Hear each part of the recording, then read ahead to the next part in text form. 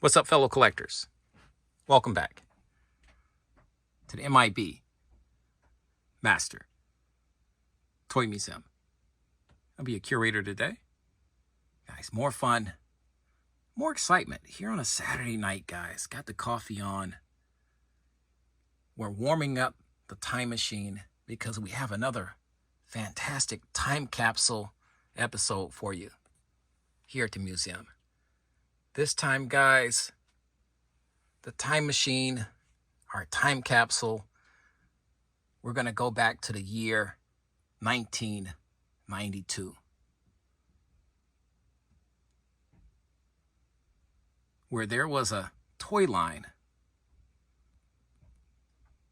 on the toy store shelves all across the United States by the name of Rapid Deployment Force.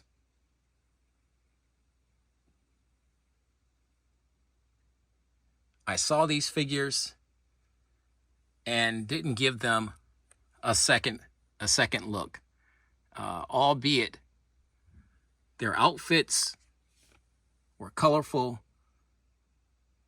Their accessories were colorful and different, but did absolutely nothing for me back in 1992. G.I. Joe had just gotten back on the scene a year prior, back in 1991. And everybody was going crazy. Everybody was losing their mind. And G.I. Joe was back in toy stores. A 12-inch figure, G.I. Joe figures, was back in toy stores. And I think everybody, all the toy companies wanted to kind of jump in and grab some of that excitement by putting out their own lines of 12-inch action figures. Adventurous, science fiction, you name it, military.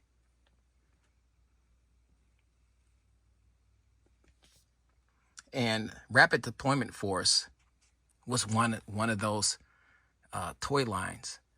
And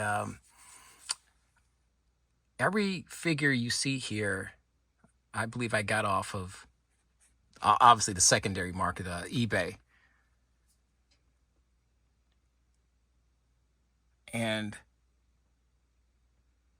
I saw one of my buddies, the Skulls Review, did a video on, I want to say on the, I used to know this guy's name. We're going to take him out,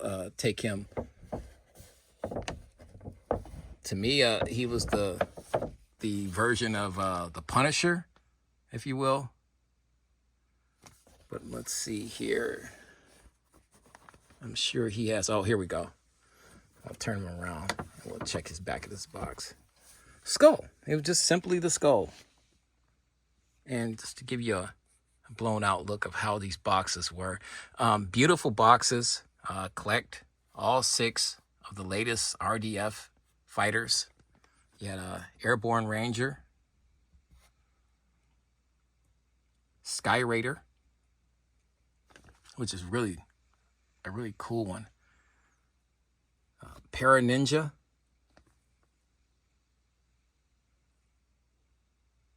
Night Fighter,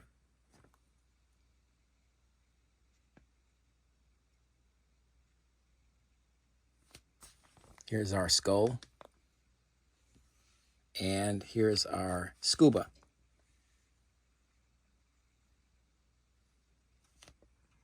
And this was a company that put these out. In Time Products, no pun intended, because we're talking about our time machine, but In Time Products company.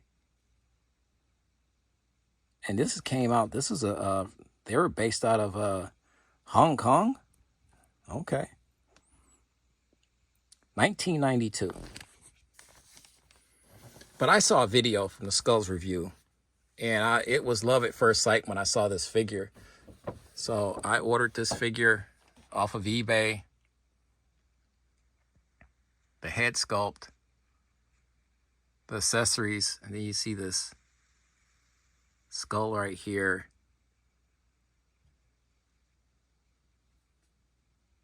The equipment, everything was very cheaply made. But I love the fact that they didn't use any rubber bands. The real plastic ties in there to hold everything together. The weapons looked very futuristic and cheap at the same time, if that's possible. And in this case, it was very possible. But this is our skull figure, and he is probably my favorite out of all of them.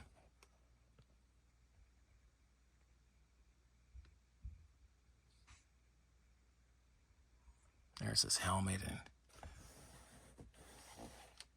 got the skull on it. But here was some figures that were trying to compete with the 12-inch action figure lines that were out at that time, especially G.I. Joe. And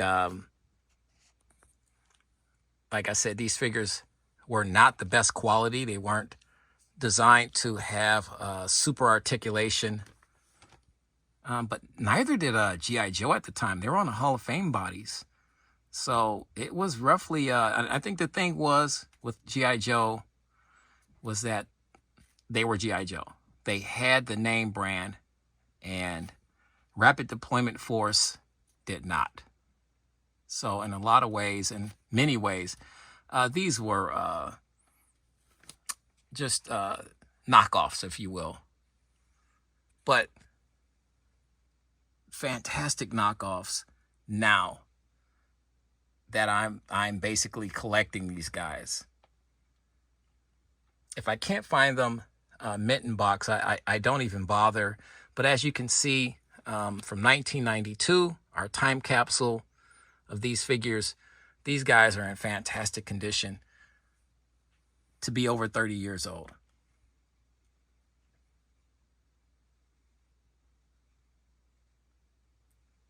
Beautifully done, beautifully preserved. Let's bring I'm randomly gonna just grab these figures just to look at them as I check each and every one of them out.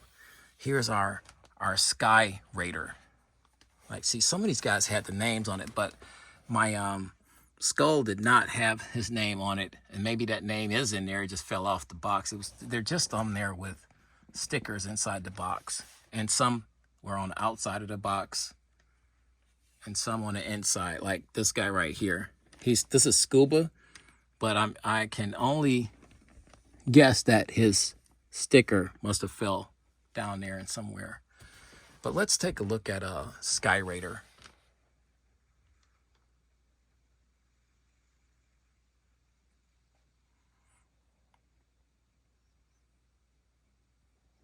Whoever had these did a fairly decent job at really keeping them out of sunlight. But you can tell there's some aging to the outfits or discoloration to the plastics wherever this was being kept at, in the house or the basement or whatever. But still held up very well for being an over a 30-year action figure and a knockoff, and not very high quality grade at that. But our Sky Raider, really cool. Head sculpts. All the hands, head sculpts were really cool. That's what I wanted to add there. But the hands, that trigger hand, all of them had that trigger hand already.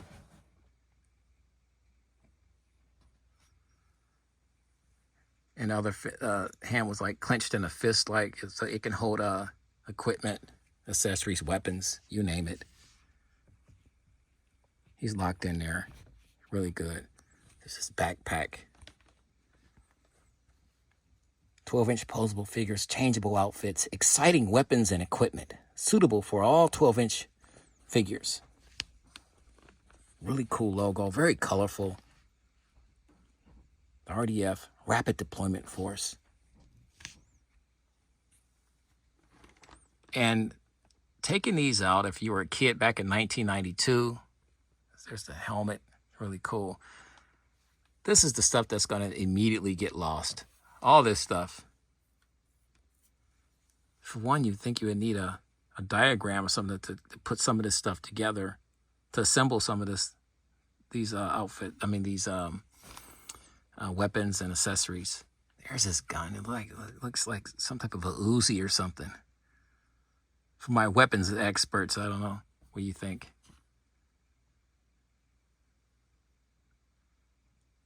Looks like a Uzi to me. I could be wrong though. It's really, really cool. Let's turn our Sky Raider around. Okay, he had the similar box. I'm looking for a different box that might have different characters on it. 1992. 1992 was a great year. It was a great year. I feel really, really old now though, guys. And this is what we wanted to accomplish with our time capsule episodes here at the museum, just to give you an idea of the toys that existed back in 1992 and the different time eras and different decades. And what kids begged their parents to buy at toy stores or at shopping centers, or, you know. I'm gonna sit him right here. Let's bring our Paraninja out here, front and center. Here's another cool one. During the 70s and the 80s, late 80s, and obviously into the 90s, the Ninja was very popular. You know, there was a lot of movies about ninjas because they were just so cool, that culture. And so naturally, a toy company is going to take advantage of that hot item and try to spin it into a toy line or a character. This is Paraninja. You see, he has what looks like a crossbow weapon back here, and you can see the arrow, whatever that is, right there. He's got a knife here, some poles here. I don't know what this is right down here, a backpack or something of that sort. Shin guards, along with the shoes there. Gloved, real cloth gloves on the hands. They didn't have to do that. They could have just painted the hands black and said those are gloves. They gave us actual cloth gloves. So this figure they didn't cheap out with this figure. They didn't really cheap out with any of these figures. You know, all these figures were loaded with accessories. Love the mask there. He's got the red sash around his head. I guess these are the stars.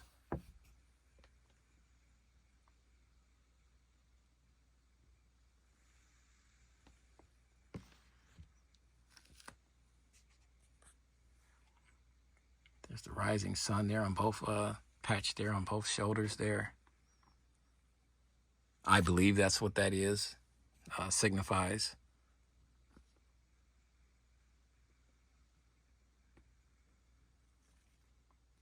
Nice. He's got just a one-piece suit here, jumpsuit.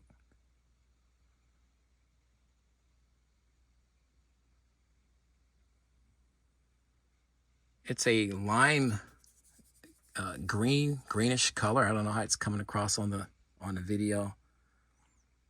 with like tiger stripes on it.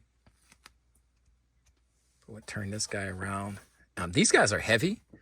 The plastics that were used back then, very very solid. These aren't light weight, material or action figures. These guys got some heft to them, some weight. I always liken that to good quality. If nothing else, I guess the plastics that they were using were high grade. And here are, okay, so we have one different one here, and that's this one right here, the Marine. And I don't have the Marine. I've seen the Marine, but I haven't seen him in the condition that I want him.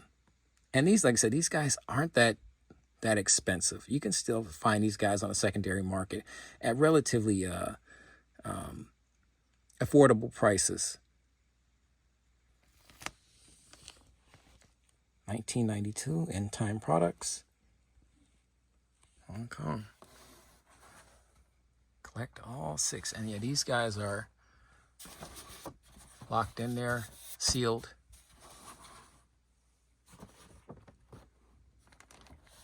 Our Paraninja, really cool.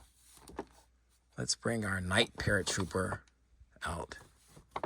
Another cool figure.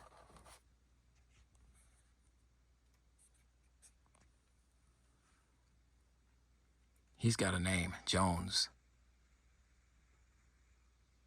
Got the headband on.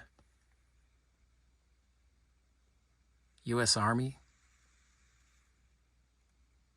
And he's holding a weapon in his hand, which I want to say is some type of it looks like a futuristic pistol.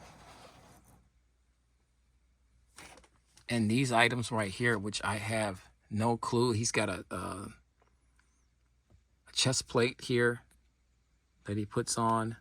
Like I say, he's a Night Paratrooper. As we've seen this backpack, rocket type backpack. It's the Sky Raider has the white version of it, and this is the black version of it. And on both legs, you can see he's got like mini rocket boosters fixed on both legs there. Boots. Nice black outfit there. Red belt. Really cool helmet. And as you can see, End Time Products reuse a lot of their accessories and equipment. Black helmet. And here's the white helmet version of that. Black helmet. Really cool. Cool head sculpt. I just think, looking back at it now, over 30 plus years later, I just wish I would have gotten some of these figures, because they were cool. They weren't G.I. Joe cool, but what is? But these figures had a certain charm to them.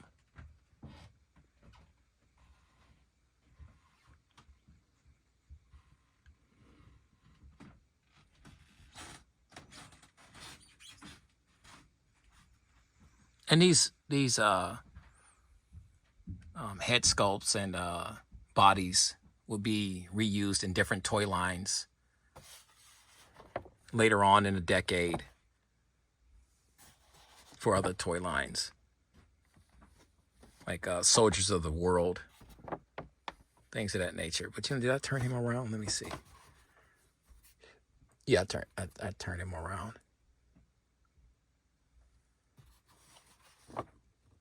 Let's see here. Here's another one of my favorite ones. This is Scuba. It's something about his outfit. It's something about this logo. I just think screams 1970s or something. Just really cool.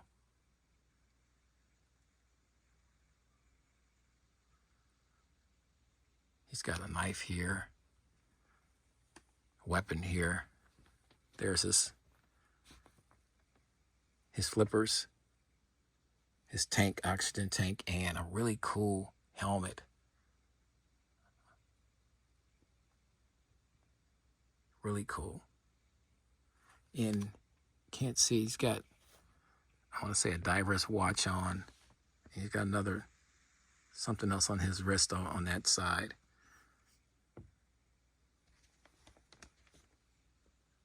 I guess the knife goes here, the sheath right here on his leg down here, his right leg. Barefooted, naturally, because he's got the fins. Guys, what do you think? Do you have any of these figures? Do you remember this toy line? The Rapid Deployment Force, all the way back from 1992. Let us know in the comments if you had any of these guys. We want to hear all of that, guys. Let's turn this guy around.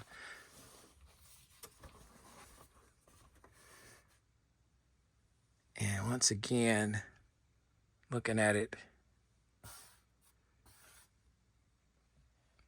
here's this guy right here. Explosive anti-sub armor piercing tip. Wow, spear gun.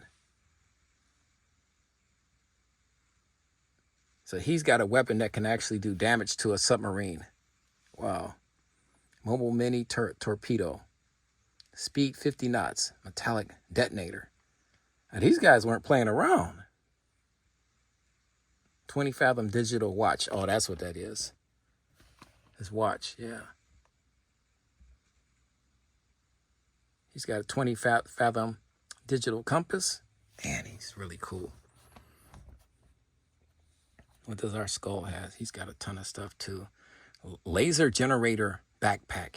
You know, it's the creativity of these characters. So a lot of thought was put into these characters. The backgrounds here with the equipment and accessories, electronic vision system with programmable target ID system. That's just fantastic. These were geared at the younger demographic of kids, but parents would have loved them because they were obviously inexpensive, and for their time back in 1992. G.I. Joe was way more expensive than these figures. Let's I'll bring this guy out here. He seems like he's a little easier.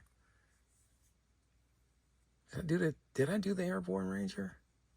Well, if not, this is what happens when you don't do it in order. But here's our. See, we don't know who this guy is. I've read it a couple times, but we'll get it. This is our Night Fighter figure right here. Night Fighter. And he's my only one with, no, my other one, my Airborne Ranger has camouflage. Beautiful camouflage face paint here. There's his helmet. It's that one visor, open visor across the top here. Got a knife. And whatever weapon this is, this looks like some type of a submachine gun right here. I don't know what this is. It's a backpack, obviously. His thigh harness, I guess that came down. It's supposed to be a little further up on the thigh, but it came all the way down towards his boots. Got a utility belt there. It's just really cool. I love the one-piece outfits here. Camouflage. Ready for battle. I just want to look at some of his equipment here. Yeah, infrared night vision electronic sight system. Lightweight nuclear power pack. That's what that is. Okay. Shoulder fire 50 cal machine gun with laser infrared night vision scope. Weight 2 kilograms. Range 5,000 meters. 18 millimeter eliminator machine pistol. 200 rounds a second. Whew. Infrared night scope, vision scope, range 500 meters. Night fighter. You didn't want to fight this guy. Definitely didn't want to fight this guy.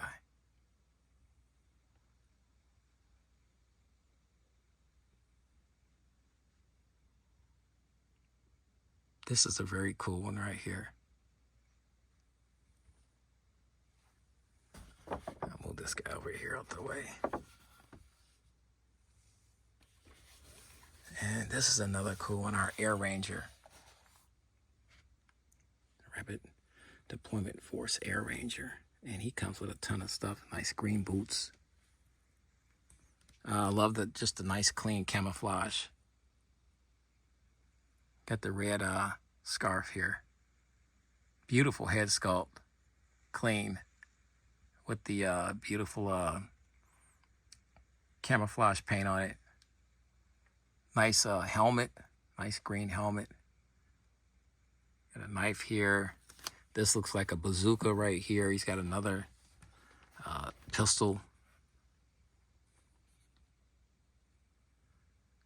This looks like some type of a projectile, a weapon or something.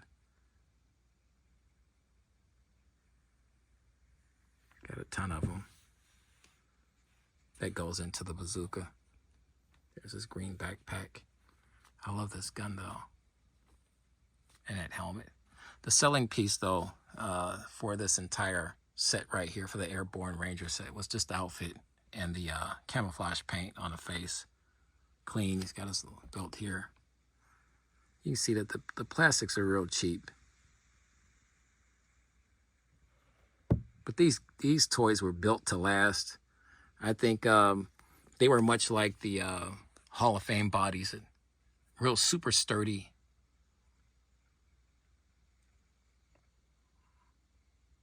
They didn't have a ton of articulation, so I think that helped with that sturdiness.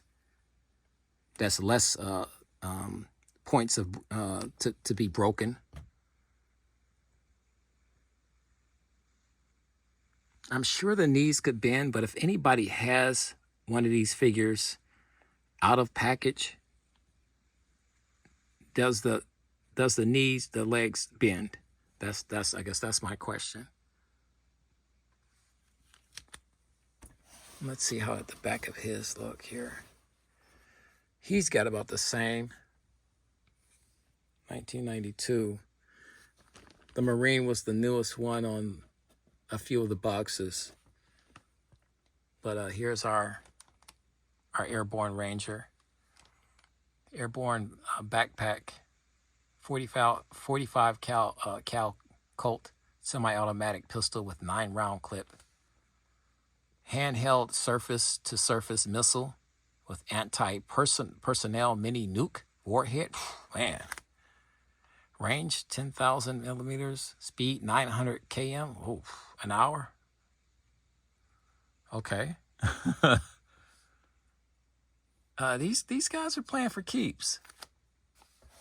These guys were playing for keeps. But that's just a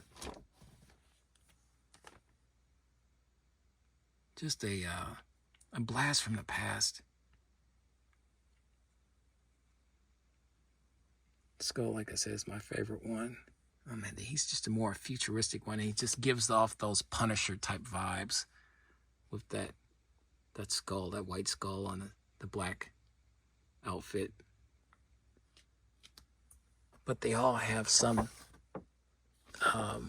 coolness to them that I enjoy. I really like about these figures. So they're all special to me. I have my favorites, but they're all special to me. Will I be adding more in the future if I can find them at a good price? And because the boxes, these boxes are they look real solid and durable, but they're really not. They're not made out of much of anything. Very flimsy material.